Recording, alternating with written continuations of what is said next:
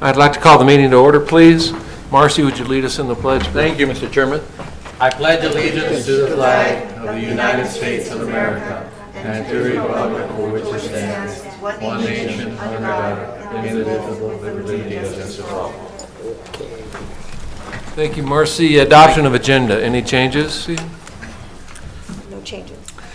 There is just one deletion under action item, the second presentation. We are pulling policy JFAA. What policy is that? So, JFAA. Oh, that's right here in front of me. Oh, resident students. Residents, yes. Okay, I got it. It was So right here. we're taking that part out? We're going to take that out of the list. So it would be the second read of all the policies we had a couple weeks ago, minus that. Okay.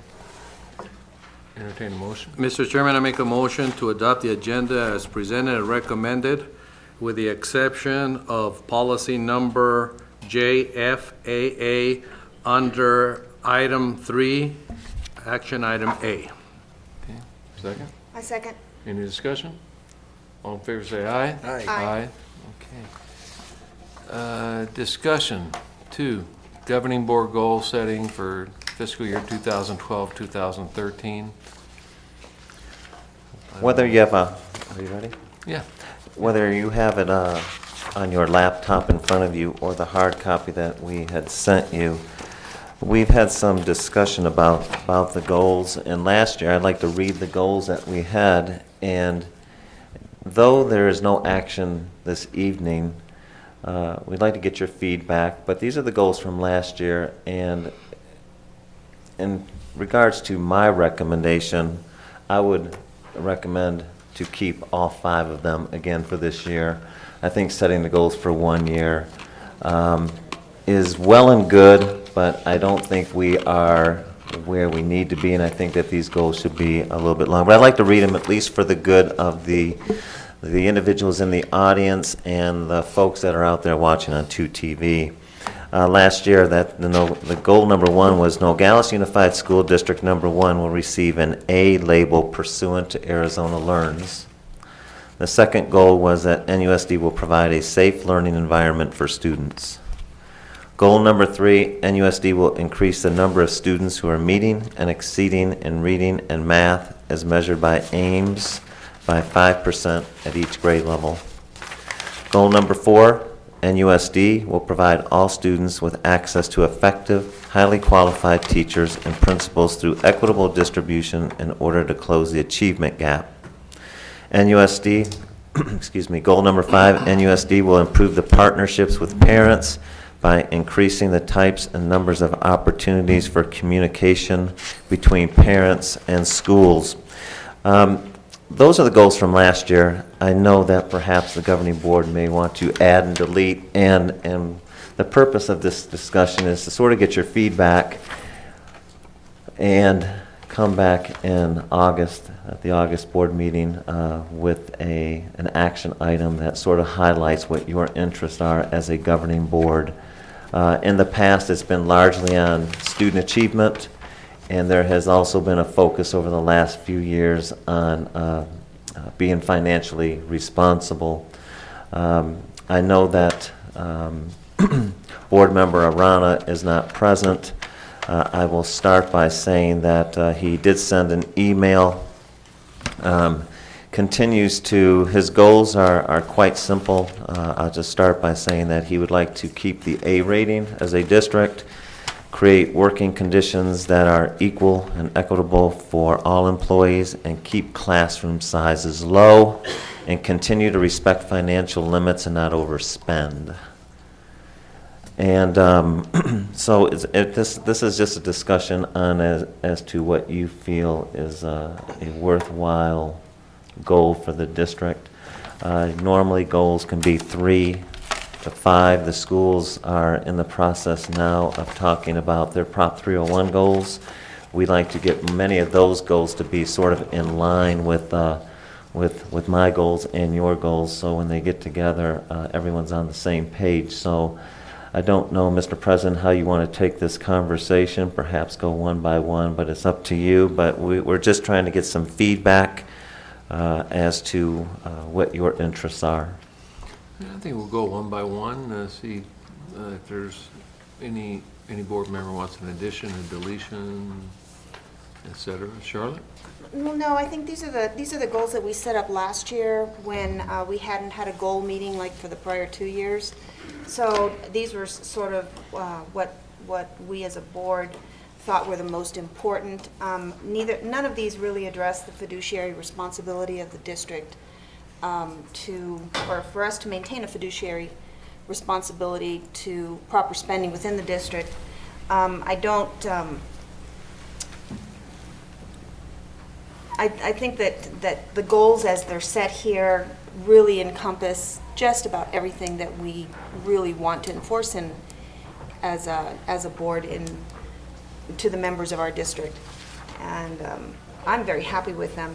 I would like you to change the grammar on the very first one because it drives me nuts every time I read it and it has an extra word in there.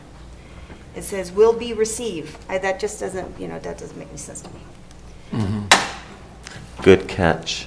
Yes, it's been there for a year. I didn't like it the first time. Am I saying that, understanding then that you would like to add a goal relating to our normally fiscal we're- responsibility? Fiscal responsibility, yes. I'd Okay. like to see a goal related to fiscal responsibility. I understand, Hector has stated his goals that we'd like to keep class sizes small, and that, of course, is a good goal to have. However, in this era of fiscal responsibility, that may not always be able to be accomplished. Frank? Well, I think we should include, we always talk about high academic achievement. And there's nothing here that says anything about that. I think we ought to put some of the components. What is it that makes a student learn? What do we have to do? What do teachers have to do in order for the kids to achieve high academic standards? Okay. Writing those down. Okay. Anything else? No, that's it. No? Marcy? Thank you, Mr. Chairman. When we have a motion, when you want to bring this up for final approval, Well, I Mr. don't even think we're going to do a motion tonight. I think. No, that's it. When Okay. the superintendent wants to bring it up for final approval, all of our goals should be measurable. And I just want to see what are the measurements that you've used this past academic year, so I can see if there has been success on each one of these goals, how you determine the success, and basically it should be something statistical, but I would like to see how the administration determined the success of each one of these 5 goals. That data would be very pertinent. Okay. And also something, Superintendent Zimmerman, in the STEM and Common Core areas, how we can measure how our students are doing in the STEM and Common Core areas. It goes back in relationship to the comments made by Mr. Morales here on academic achievement. But here again, let's not try to enlarge our goals to more than 5, because 5 is very manageable. Thank you, Mr. Chairman. Okay. Let me make just one comment to Dr. Varona and Mr. Morales. It's really been difficult is the scores are still embargoed. They're embargoed until August 2nd. And, we look at these goals and we said last year measured by 5%. I too would like to be able, and at the next board meeting, we're going to be setting up the same study session we did last year so we could talk about the scores of every single school. Last year, I thought it was worthwhile because we dove into what's working and what's not working, and you heard each principal be able to talk about what needs to be done at their schools. Basically get a good snapshot at the instructional leadership that you see at every single school. But it would be nice, Mr. Morales, to be able to have those scores right in front of us right now.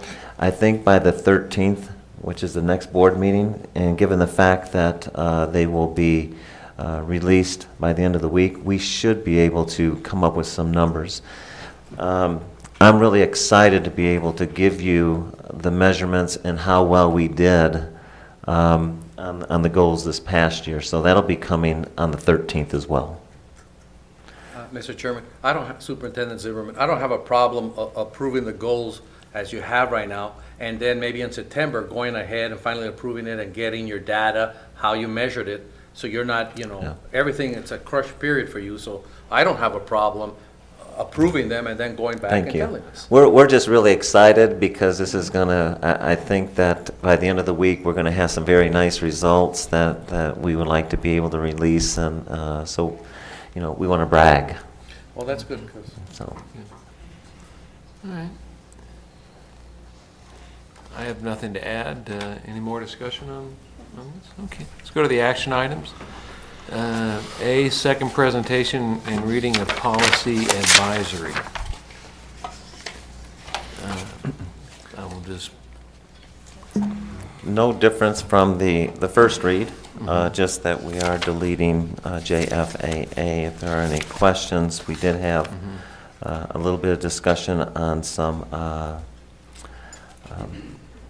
verbiage specifically as it relates to harassment and how you operationally define that. And we have sort of moved that, since that's a handbook issue, at least that was the context that we used a couple weeks ago in that meeting, we have actually put that under action item B and talk about that insert and how we operationally define that. So there are really no changes in that item. Mr. Chairman, Superintendent, just as a clarification, so the verbiage on item B is identical to the verbiage on item A in reference to that policy? Yes, it will be. Okay. The only question that I have just is, are on the ones on technology, resource, and instruction. What is it that the administration is doing? Because it does indicate there, that policy, that once it is approved, it is in place, even though any employee has not been notified of this new policy. And it's a good policy, it's a good recommendation, and I just want to know what you're doing to make sure that employees are informed of it before your administrative rules and regulations are fully implemented. I think for the good of the audience, you're talking about policy JICK, which is student violence, harassment, intimidation, and bullying. I just want to make sure. No. Which I'm one are talking you- about the policy JIJNDB. Okay. Yeah, the technology one. Okay. Actually, we were going to, at the next meeting, we're going to have a discussion about a lot of things related to technology. The speed of the internet, the policies, the Trillion project that we embarked on about 4 years ago. Is it working? Is it increasing the bandwidth? And are we having issues? Because it depends who you talk to.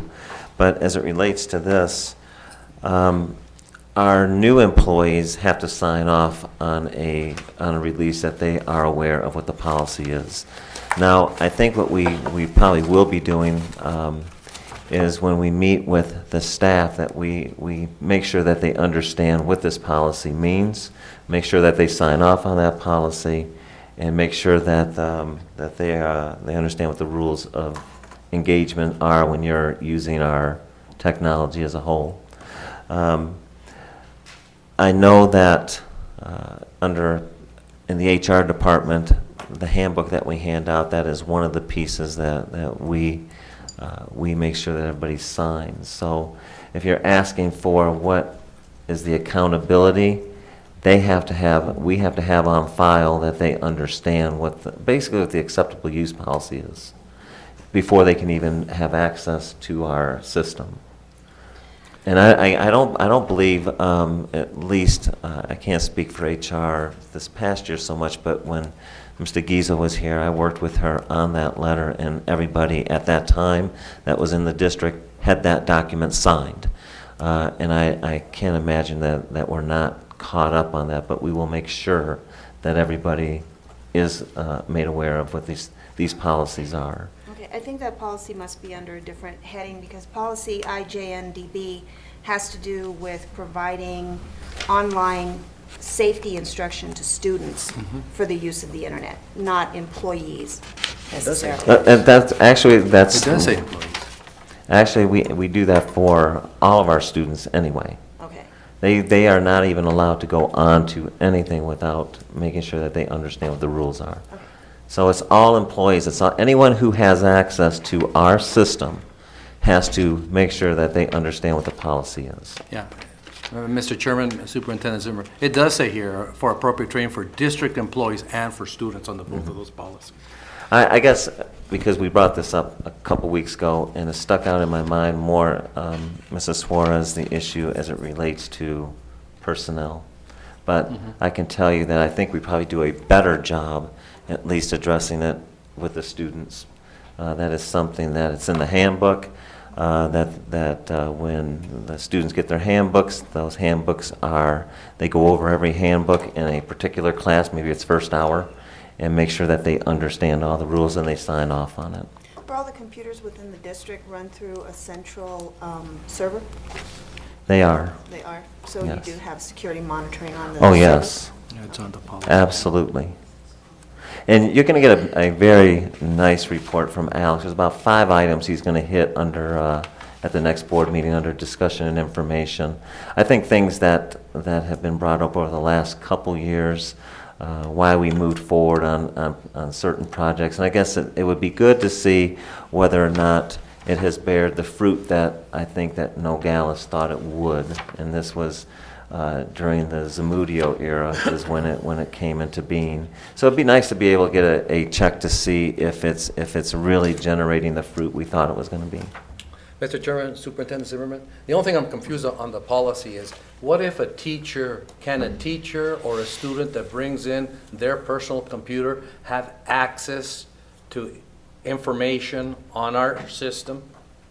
I just want to make sure that this is just for, because if I bring my personal computer, can I get through the airwaves information or access to the district technology and then do something wrong, like get into a pornographic site, and then I say, it's my computer?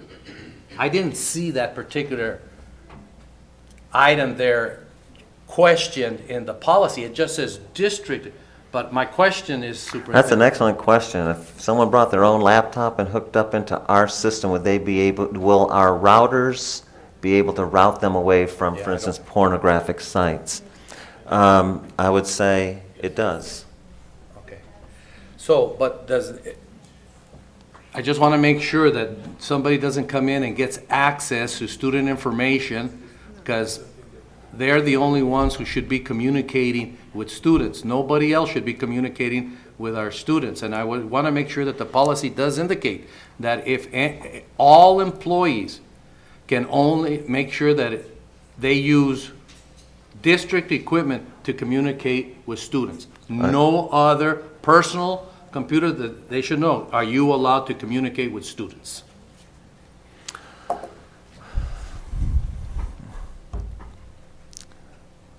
I will ask that you hold that question to the 13th of August, because this is not one of, and I always tell the admin, this is not one of my stronger suits.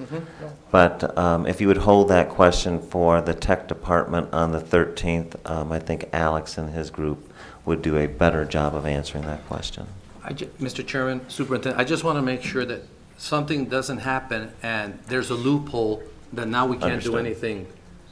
Because I just want to make sure that it's clear that you have to use district computers or technology in order to communicate with students especially, Okay. so that there's a record of that communication in our system. Mr. Chairman, Understood. thank you, sir. Chair will entertain a motion for this item. Yeah, Mr. Chairman, I don't have any problem in going ahead and approving it. That my question to Superintendent Zimmerman can be answered at a later time, and we can deal with that policy itself. So, Mr. Chairman, is this the first reading or the second? It's the second reading. Okay, thank you. Mr. Chairman, I make a motion that we approve the policies as recommended and presented for the second reading from the Policy Advisory. Is there a second? I second. Any further discussion? The only thing under discussion, Mr. Chairman, and for the public to know, it has been changed. If you are requesting for information under the Freedom of Information Act, from now on, you do not have to sign any paper. You could just go ahead with this new policy, go into the superintendent's office and just say, I want this information, and we must provide it to you without having to sign any kind of request for information form. I forgot to mention that. Thank you, Mr. Chairman. Any more discussion? All in favor, say aye. Aye. Motion passes. Item B, handbook insert on harassment. Steve? Mr. Para?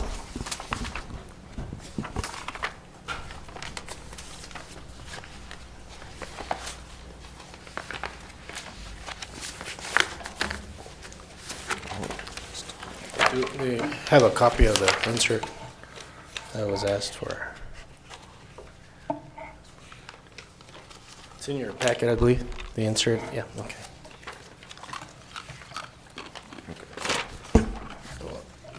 Did we want to start, or where are you going?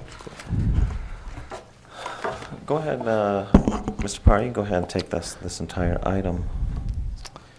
There was a question regarding the insert. The handbook was approved as it was presented. This was an additional question regarding harassment, and we went back to clarify on the definition of harassment as harassment itself, and then with sexual orientation harassment, so we kind of put that in place. Just for your information, this hasn't been distributed. We wanted to bring it before you, and if it's approved, this is what we are recommending to add to our student handbook. It is also recommended based that we are trying to educate a student as it is one of the recommendations to make sure that our students have as detailed information regarding harassment and the definitions for their information, and that we make that available. So it is recommended that we move forward and provide these definitions. Regarding a change in last year's handbook, there was a combination from last year's with bullying and harassment. So we kind of separated that this year with the new law coming in regarding to a little bit of what Dr. Varona was referring to with the technology. Cyberbullying is now into place with the new law. So we created a different definition from bullying with cyberbullying, explaining what it is. And yes, if students are doing something that is creating an unsafe environment for our school or for our students using their own equipment, there is now liability and legalities behind that to support the schools to go after that if it is creating an environment that is unsafe for our students, and that could be through their personal computers. And that is why it's detailed there regarding cyberbullying, the difference between that. And if they're using equipment at school, if they're doing a group harassment, if they're doing individual harassment. So that's in place. And also going back to legal counsel on referring to these definitions, this is what together we came up with as best as we could, because it is a difficult concept to understand, and there's a lot of things going back before Title IX and what the Office of Civil Rights is recommending. So this is pretty much what was recommended for us to have in our handbook. I'm also assuming that at the very bottom, the harassment that is related to sexual preference was an addition by legal counsel? Yes, sir. To add that as well. Again, the principals and the schools have the handbook, but this would be then in addition to. Mr. Chairman, I make a motion that we accept as presented and recommended the definition of violations for harassment and sexual or gender-based harassment. Second? I second the motion. Any discussion? No, Mr. Chairman, Superintendent Zimmerman, Deputy Superintendent Para, thank you for the clarification on this, and I think it makes it a lot clearer, and thank you for explaining that on cyberbullying, because I think that's another important thing that's happening, that kids don't understand the harm that they do to other kids by doing that. Right. Thank you. If no further discussion, all in favor say aye. Aye. Motion passes. Action item 3C, fee schedule for fiscal year 2012-2013. Steve? Let's try it again. This is the third month. The first month, we asked to table it because we didn't feel it was ready to go. And then last month, at the governing board also decided that it would be good to go ahead and table this, seeking more specificity. You will see that that we have attached the fee schedule and the verbiage, and we actually added a little bit more information. It would be page 45 of 47 that relates specifically to the high school.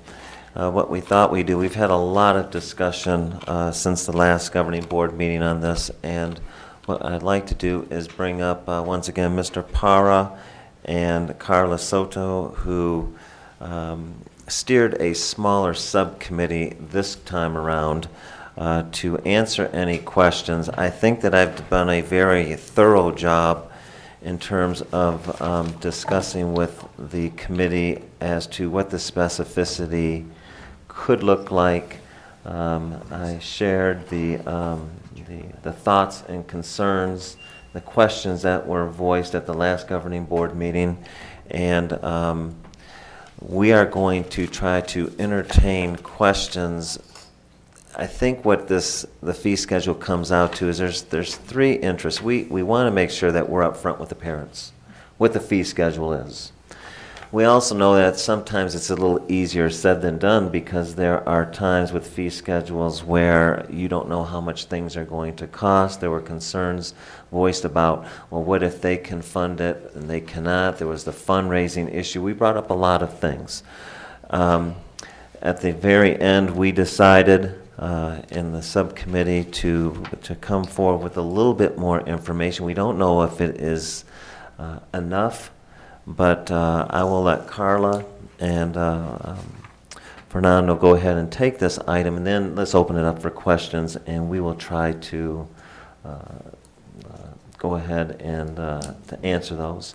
My recommendation is the same as it was last month. I know that it isn't as specific as maybe everyone would like it to be, but I think that what it has been working in Nogales, the fundraising and being able to come up with a philosophy that every student can participate, and it's not based upon whether or not they have money or they can go fundraise.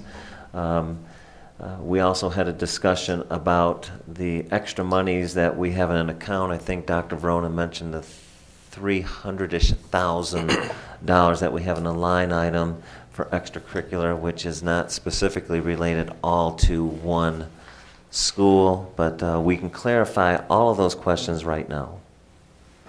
I'll go ahead, sir, and start unless there are some specific questions, but it's our recommendation again to proceed with the schedule for the 2012-2013, and just to follow up, it's an NUSD fee schedule that is there in place district-wide. There are particular schedules regarding extra additional fees for extracurricular activities, not just at the high school. It's not a high school per se, but also at the middle schools, as they have more activities in extracurricular. In regards to academic and anything regarding that, there is no such fee schedule in that, aside from the fees for exams. But there's also a waiver in place for those students who cannot pay for AP and IB exams and so forth. These fee schedules have been in place, as I can recall, being an administrator and a school principal for some time, with the exception of the general participation fee with $1, and I think Carla could elaborate on that. That's a general fee to be able to accommodate the tax credit district-wide. And we felt that would be fair and feasible to do that one across the board, meaning district-wide.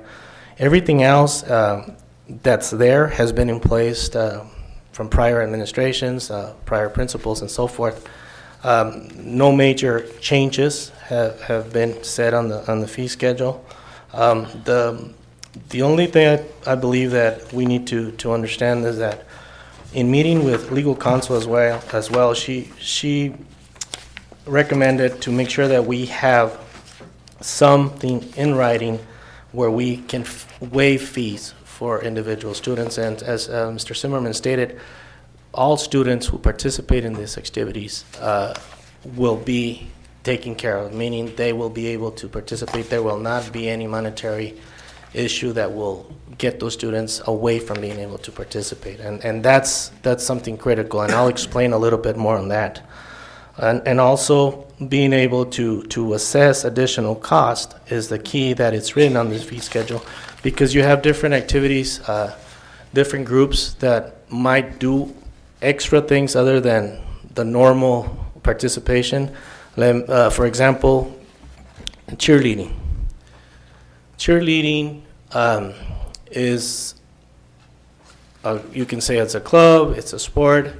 It is like any other sport or athletic program at the middle schools and high schools, and we have them at the elementary as well. We have the group there. What the district covers is the additional fees that they are referring to is that district covers transportation, district covers the uniform, the district covers the one tournament, the AIA, the fee, and the participation of state tournament. It covers the meals. So in reality, if you look at the program for what they do, they really don't have to do any extra things. And I think the misconception is that these extra things, you have to be aware that these are things that are, once the group is put together, once they have the parent meeting, these issues or items are brought to the parents and said, if we want to do extra tournaments, if we want to do Disneyland, if we want to hire a person to come and do dance instruction, if we want to have 3 different uniforms, if we want to do all these extra things that are really not needed, these are additional to the program itself, then we need to either look at the tax credit accounts that we have within the program. We do fundraisers within the boosters or the group organization.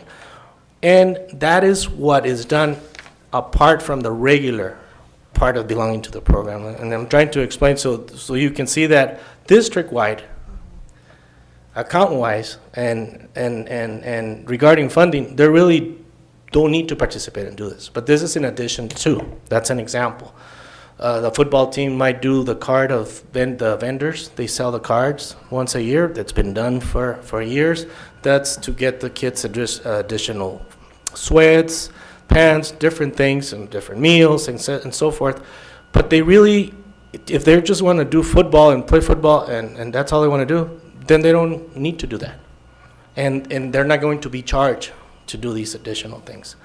Now, if there's a situation where parents can participate and pay the additional things, if cheerleaders need extra shoes, if there's related to personal items, things that the students keep, then they purchase those things because they're not going to be returned to the schools.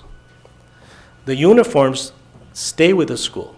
That's why it is mandatory for the schools to have a program in place to purchase the uniforms. That comes from the school. But if you want to have additional things, then that is where these extra things come in. And you really can't have everything per se because things change. Let me give you another example. The mariachi went to Boston this year. There was no fee schedule for the mariachi for additional shirts, for any of the expenses that took place this year. So they weren't planning to go on this trip. This was something that was done through the district that you approved for them to travel to make sure we covered all the expenses and so forth. It wasn't on the fee schedule, but if they were going on their own, they wanted to travel to Boston prior to, then they would have some type of a plan and budget-wise as to what the district could pay, what the program would sustain, and then what they would need to do in addition to travel to Boston, for example. In this case, they didn't really have to do anything because it came after the fact. See, when they purchase all these extra items, they purchase them after the fact, even though we weren't included here. That's why it is recommended as fees may assess for additional costs for certain activities that include clothing, equipment, or other associated costs necessary for participation in such activity. Legal counsel advised to do that, or else you will really have to go into detail for each particular program, and there's some circumstances because it might change from year to year. Let me give you another example. For example, the cheerleaders might not have gone to the camp this year. So they didn't need the extra funding. But maybe next year they will, but they have to make sure that they have those allocations in place. If they want to travel to a camp, that's extra. It's not a requirement. It's something that helps the program. It's something that the coach wants to have to better the program. It's something that she communicates with the boosters, with the parents, with the students involved, and there's a whole planning in place. But the education component is that is something in addition to the program. They don't have to go to this camp, but if they want to, that's extra, and that's what's in place. And there's a difference then between what the school covers, what is required, what the parents are informed that need to be covered, and then the fundraisers and activities to cover all these extra expenses. So it's a lot of stuff. I'm trying to give you as much as. Is there, I noticed in here that, something that is not in here is that, I know that there are several different types of booster clubs and sanctioned clubs that have been sanctioned by the board to collect do fundraising, collect funds for different activities, Sure. extracurricular activities for the school. Is there a list of the official names of all of those that can be submitted to parents, so that parents know that they're not writing out checks to groups that are not sanctioned by the district? Thank you, and that's an excellent question, and we do have the text in place for that with the different organizations, that the district makes them official boosters. And that is. I know that we have, as a board, have to approve those clubs. Correct. Would you like to add some of that? Yes. We do have established manuals in place for auxiliary operations and also for student activity accounts, in which principals are granted the authority to approve fundraising activities by student organization and also those of booster organizations. We have developed, in conjunction with that, a parent organization manual. And as a matter of fact, we will be providing training this Friday to parent organizations at 6 p.m. at Nogales High School, inviting all parent organizations in. It is our expectations that site administrators follow the guidelines that are set forth in these manuals, in which they have to require these booster organizations to fill out the form, because obviously they change from year to year. The officers are not the same officers because their kids may graduate, and then we have new president, new vice president in those groups. So we expect that site principals are asking these booster organizations to fill out the forms so that we can formally bring those to the governing board for recognition. And then that way the community is aware that these groups exist, if they're fundraising, that they are legitimate and have been acknowledged by the school district. Because we have encountered, situations in which people are out there asking for donations for different groups, and even some of our school groups are being, mentioned when donations are being sought. So we want to formalize the process so that people feel comfortable when they are making these donations. But we do have the procedures in place. We just have to make sure that the procedures are being followed. And we do try to encourage, these parent groups to come, and we do give them guidelines and suggestions. They are not controlled by the district. We cannot control their funds, but we can suggest, and we do ask that the principals approve the fundraising activities of these organizations so that they are legitimized in some way. Yeah, because we want to make sure that any group that is collecting money in the Right. name of the district or in the name of an extracurricular activity for any of the schools is definitely using those funds for that activity and not using those funds for any type of personal use or other personal agendas. Correct. And as a matter of fact, these organizations are required to fill out year-end paperwork and put it on file with the business office. But it is very hard to track them down. And sometimes we're not getting the information as we wish we would be receiving it, because we do have to disclose this information in our audit report. We have to disclose the names of the organizations, their bank accounts, their starting balance, their ending balance, and what kind of fundraising activities took place during the school year.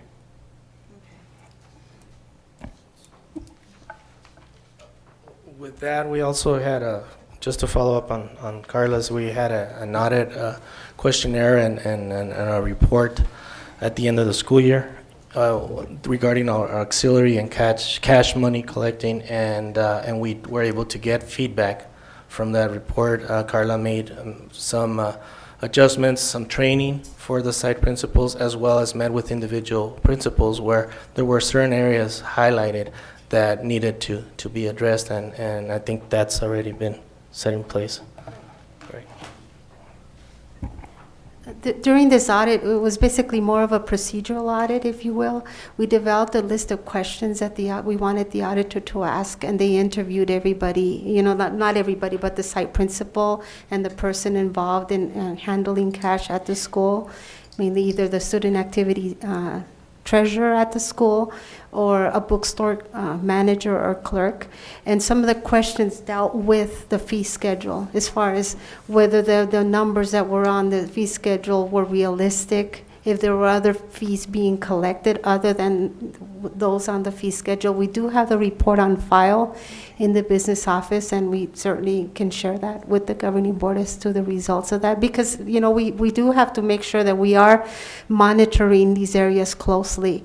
And again, I do feel that we did have an overall good result in this audit.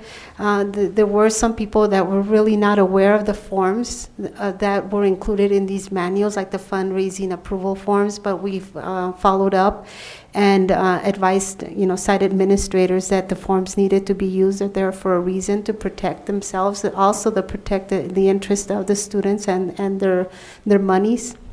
Because not only does this involve district monies, but it also involved student monies, student organization monies. And it is our fiscal responsibility to ensure that they are kept safe and used according to their specific purpose. Unless there's any questions on that, also just going back there, there will be a mandatory meeting for all coaches, sponsors, administrators, clerks, anyone involved in this item that we've discussed this week, and there will be a signing log to make sure that everybody received that training, received that information, and we are holding the principals as well of ourselves, making those that training available, that make sure that any coach, any sponsor, any band director, anybody involved needs to attend this, and again, just for the purpose of accountability, and so we don't come later on and say, well, I didn't have an idea, or I didn't know that I couldn't ask the boosters to purchase uniforms, for example, which they know. And believe us, when things like that come up that are questionable, we do hear about it and we do follow up. But what's in place right now in comparison, I know Mr. Zimmer mentioned that the last time at the last meeting, is regarding fees, we're being very mindful and understanding that the situation economic-wise and Nogales, and in fact the elementaries, as well as I mentioned today at our leadership meeting. In policy, usually parents receive a list of school supplies that are, sometimes parents feel they are required to get, and we're talking an expense, $50 or more, and they have different students in our district. Our advice is that those lists with the principals, there's a few here, and I have highlighted this, and I'm highlighting it again. They shouldn't be charging the parents for these essentials. Essentials are paper, are pencils, are things that they will use in the classroom. If they want extras and parents want to donate to the classes and they want to bring markers for the class and they want to do that, that is fine. But parents should not feel obligated that they need to purchase all these things. And by all means, if you see that, please bring it to our attention, because I am making sure and following that by policy, we can't do that anyways. We can't be charging for those supplies and essentials in the classroom. And we have means, as with Title I, with other fundings, to be able to purchase those things. Now, if they want to do additional projects, if a teacher wants to do something else, they have to do with what we have, but we cannot hold each parent accountable and having them concerned that the students have $100 worth of supplies that they need to bring to school on Monday. So I just wanted to add that because we're being mindful of that as well. It's not a fee. It's not included here for that reason. I think one of the things that I kept hearing over the last few months, and it came from parents, is that, let's say, for instance, you're charging a fee for chess club. And then later on, you are having fundraisers, but you just assessed a fee for X amount of money for this chess club. And next thing you know is the parents are out there fundraising, even though they just paid this money. And I think what is good about the meeting that we're going to have on Friday with the coaches is not all the coaches are operating the same way. That if they're going to have a fundraiser, which puts the double whammy that makes people a little frustrated, is that the parents are providing the goods that are going to be sold. So they paid for the fee, and then they also paid for the nachos and the cheese that would go to the fundraiser to continue to generate. So I think there's been frustration from parents who are saying, well, why did I just pay all this money for this fee, and you're continuing to, we're continuing to add supplies that cost us even more money, to where I think maybe if you would have just said, okay, well, it's going to be $100 for the chess club, not $50, and everything's all inclusive after that point. And that is one of the issues that I have heard over the last couple years from parents, is that, well, why? Why is the fee for this, and I'm continuing to spend money for this to go there? And I think what I hear you saying, Mr. Parra, is that is for everything that is above and beyond. Is that what I'm hearing? Correct. And the other part of educating our booster organizations is sometimes boosters feel that if they're participating and other booster or other parents are not, they feel that the students should not participate or go on a trip or anything like that. I can assure you that as principal of the high school, that happened only once, and it never happened again, because the booster organization is there to help the program. It's not there to help their individualized son or daughter. And so that continues to be highlighted. There also had a point at some time where they had a point system that we did away with. That was something that I came in across and made sure that we removed that. Carla was part of that, assisting us with that. But that, and with what Mr. Zimmerman is stating, is that we're making sure that that is up front and that has been informed. And students and parents, there's parents that cannot fundraise and they can't participate in a bake sale. That doesn't mean that some of them are working, some of them don't have the time, but that doesn't mean that the student cannot be part of this program. So if there is no booster organization, we still are making sure that the students are taken care of 100% at all levels. And I'm holding myself accountable, not that I'm involved as a principal, but making sure that we're educating the community and the principals as well. From a simple fundraiser, and the principals who are present, I submitted an email stating that any fundraiser must be approved by them. So if a principal is not aware of a bake sale that the football team is having, or the coach, any other organization, then we have a problem. And so those types of things will get taken care of. If a parent calls my office and says, I'm being charged for this amount, I've already paid the fee that I thought was needed to be paid, we will follow up with that. So with that, we're trying to give as much information as we can, but again, I think we're all being mindful, and we're holding ourselves accountable to make sure that the kids are not the ones being hurt here.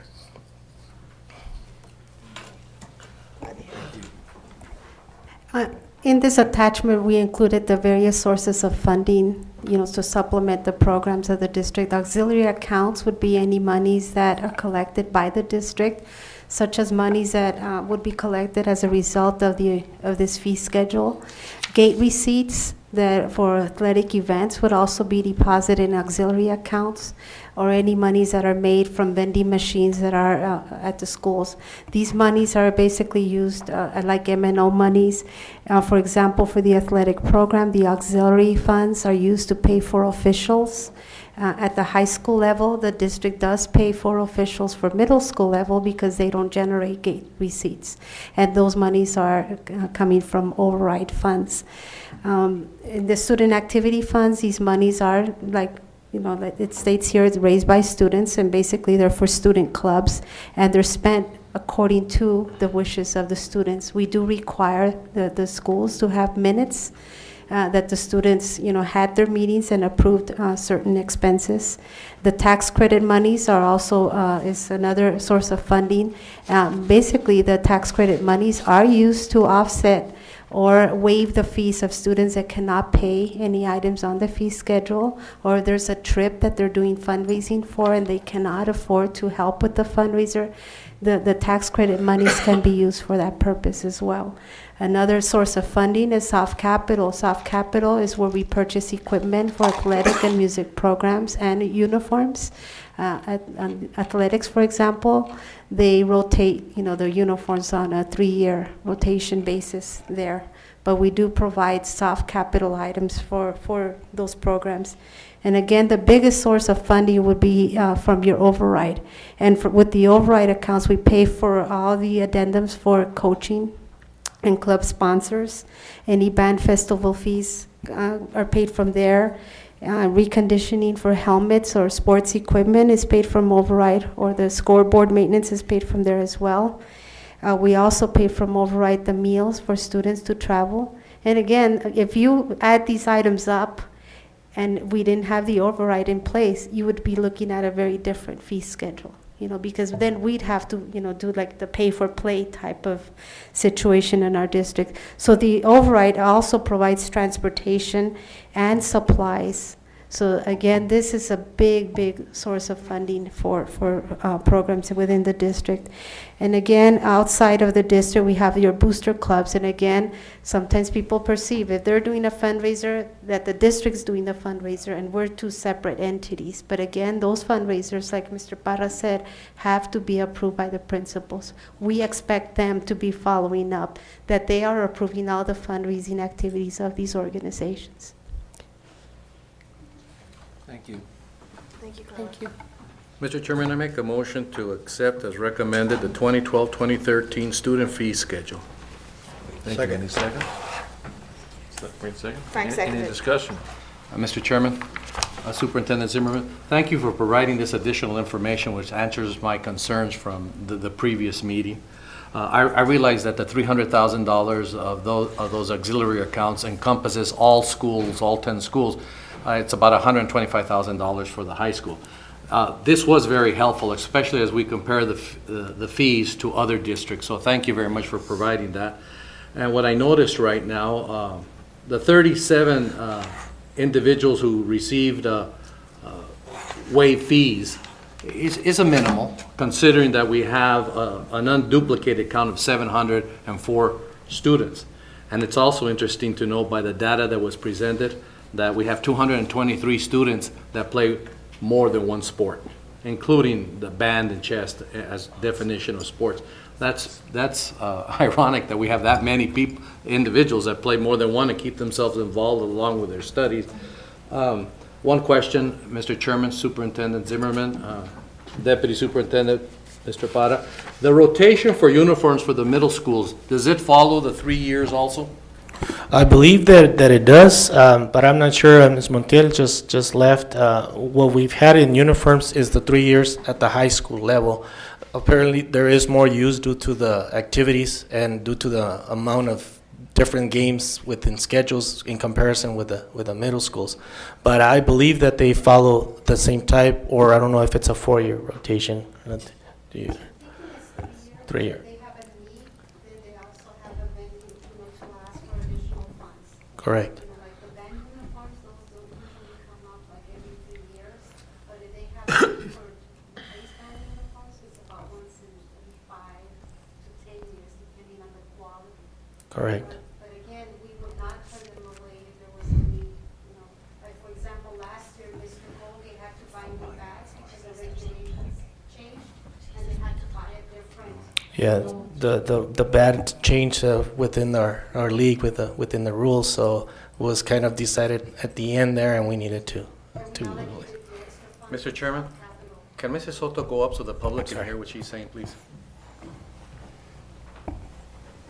What I was trying to explain, I believe that the middle schools also follow the 3-year rotation for uniforms. But areas like in band, you don't replace those every 3 years. You replace those between 5 to 10 years, depending on the quality and the wear and tear, that they incur over the years. But again, they can request additional funds through a capital funding request form if there is a need for that. And the example I was trying to give was last year that Mr. Colgate found himself in need of additional funds because the regulations changed in, was it baseball? And the bats, we needed to get all new bats. And so he asked for additional funding, and I can't remember the exact amount. It was between $4,000 to $5,000, I believe, or under that amount. And we gave him the additional funds to replace the bats so that the program could be in compliance with the AIA rules. In addition, Dr. Varona, what you mentioned there at the end of the students participating in our district, we're very proud to be able to say that we really never cancel any lower level programs, or so freshman or JV programs. And what we've noticed within the last 3 years is because there are additional districts where charging is not just a 1-year fee, it's a seasonal fee. And a lot of their lower programs are being cut because they don't have the number of students to participate. And so we are, as I said, this is something that we're very proud of, and we are mindful. If there is a fee for athletics, for example, and the student does not participate, there is reimbursement through our business office and our clerks at the bookstore at Nogales High School, where that reimbursement, that fee is given back to the students. And so, again, we appreciate your understanding of it. I hope that the information we've shared has given you a little bit more insight as to the fee schedule and what we're trying to do. Mr. Chairman, I have no further questions. Any more discussion? No. All in favor, say aye. Aye. Motion passes. Chair will entertain a motion to adjourn. So moved, Mr. Chairman. Second? All in favor, say aye. Aye. You want to adjourn?